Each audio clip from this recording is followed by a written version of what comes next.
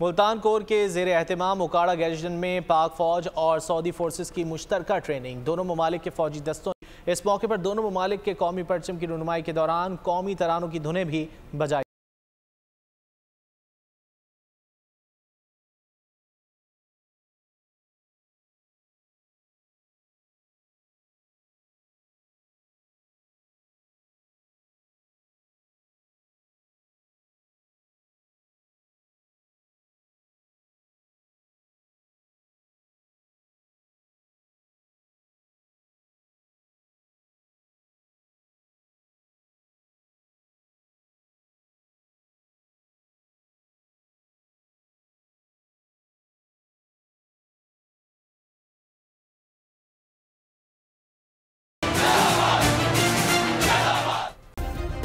Subscribe करें और bell दबाएं ताकि कोई खबर रह न जाए।